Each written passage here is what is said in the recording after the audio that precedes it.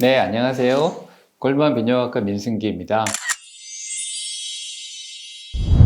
오늘 제가 이제 말씀드리려고 하는 거는요, 요로 결석에 대한 내용입니다. 다들 아시겠지만 요로 결석 상당히 흔한 병 중에 하나고요. 굉장히 심한 통증을 유발할 수 있는 병이죠. 요로 결석이 어느 정도 흔하냐면 모든 인구의 10%가 평생에 한 번 정도는 결석을 경험할 수 있다라고 통계가 나옵니다.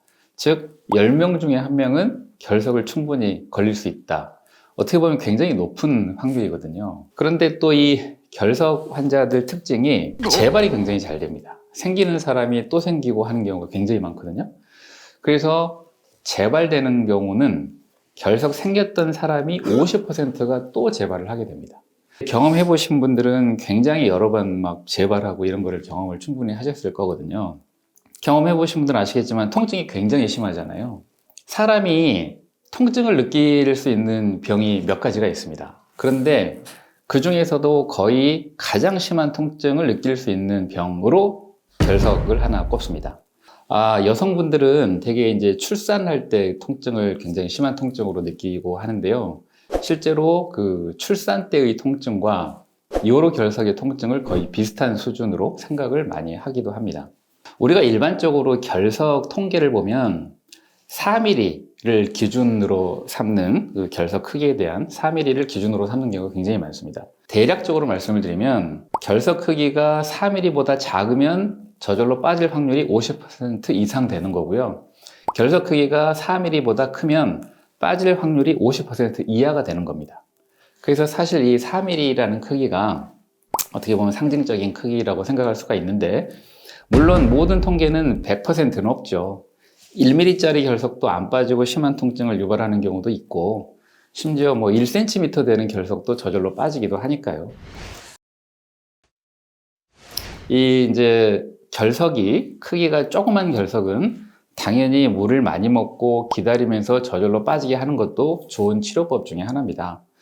여기서 일반인들께서 이제 오해하고 계신 것들이 몇 개가 있는데, 사실 이 술이라고 하는 거는 이뇨 효과가 있죠. 특히 맥주는 알코올 함량보다 수분이 많기 때문에 당연히 맥주 한두 잔 드시면 소변량이 많아지고 그러면서 충분히 결석을 빠지게 도와준 효과가 있을 수는 있습니다. 그런데 우리나라 사람들 특징이 그렇잖아요.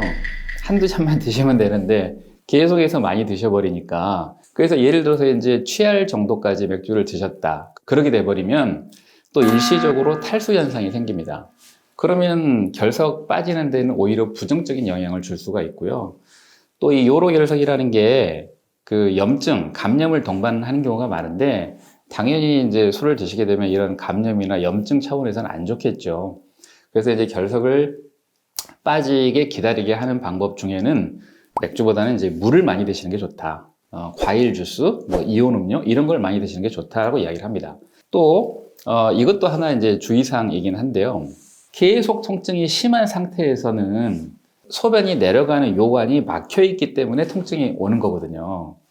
그 상태에서는 물을 많이 드시게 되면 일시적으로 소변량이 더 많아지니까 더 많이 아플 수 있거든요. 그래서 결석 환자분들이 빠지게 기다리는 대기요법을 하신다면 통증이 있을 때는 물을 많이 드시면 안 되고, 통증이 없을 때 물을 많이 드셔야 됩니다. 또 경험해 보신 분들은 아시겠지만 결석 환자분들이 구토 증상이 나타나는 경우가 많습니다. 오심도 생기고, 그런 상태에서 물을 드시면 더 토하실 수 있거든요. 그래서 이제 그런 위장 증상이 없을 때, 통증이 별로 없을 때 물을 많이 드시는 게 좋다라고 말씀을 드리고 싶습니다. 그런데 이제 현실적으로 우리나라 사람들이 약간 특징적인 게 있잖아요. 그러니까 통증을 느끼시면 굉장히 당황스러워하고 아무튼 빠른 해결을 원하시는 경우가 많습니다. 그래서 이제 뭐 여기저기서 이런 이야기들을 많이 하시죠. 돌을 깬다. 어떤 분들은 뭐 초음파로 깬다라는 표현도 하시는데, 정확한 표현은 체외 충격파 쇠석술이라고 하는 거죠. 이거는 이제 그 몸 밖에서 충격을 발생하는 기계 장치를 통해서 얻어진 충격을 몸 내부로 전달을 해서 결석을 있는 자리에서 부숴가지고 가루를 만들어서 그게 이제 소변 내려오는 길을 타고 흘러내리면서 빠지게 하는 방법인 겁니다. 그런데 이제 이 쇠석에 대해서도 오해를 하고 계시는 분들이 좀 있으십니다. 자, 일단 결석은 성분에 따라서 단단하기 정도가 상당히 차이가 많이 납니다. 손으로 만지면 부서져 버리는 결석도 있고요. 거의 이렇게 막 그 망치로 두드려도 깨질까 말까 하는 정도의 단단한 결석도 있습니다. 근데 일반인들께서는 결석은 세석을 하면 바로 치료가 된다, 이런 생각들을 하고 계시는 경우가 있거든요. 그거는 절대 아니고요. 체외 충격파 세석술을 해서 안 깨지는 결석이 대략적으로 한 10%는 있을 수 있다, 이런 생각들을 좀 가져 주셔야 됩니다. 그리고 또 이제 통증이 있는 환자분들께서는 당연히 내가 오늘 쇠석을 했으니까 오늘로써 치료가 끝나겠지, 쇠석을 하고 나면 안 아프겠지, 이런 생각들을 하시게 되거든요. 뭐 당연한 생각이실 수도 있는데, 그런데 앞에서도 잠깐 말씀드렸지만 조그만 돌을 충격을 줘서 그게 금이 가고 깨지기 시작하면 일시적으로 볼륨이 커집니다. 그래서 쇠석 직후에 오히려 통증이 더 올 수도 있습니다. 그리고 또 이 결석 가루가 아주 그냥 밀가루처럼 빠지는 것도 있지만 조금 거친 모래알 정도로 깨지는 경우는 그 부스러기가 내려오다가 걸려서 또 아픈 경우가 있거든요. 그래서 대략적으로 우리가 통계를 보면 쇠석 이후에 통증이 올 확률이 거의 한 30% 정도는 있을 수 있습니다. 그리고 또 앞에서 말씀드린 것처럼 한 번 해서 쇠석이 완전히 다 모든 결석을 다 깨진다, 그것도 조금 잘못되신 겁니다.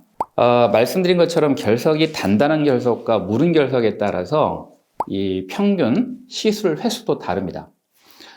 우리나라는 그 건강보험 심사평가원이라는 데가 있잖아요. 거기에 이제 모든 통계들이, 의학 통계들이 굉장히 좋은 통계들이 많은데, 결석을 쇠석을 할 때 평균 시술 횟수가 2.7회.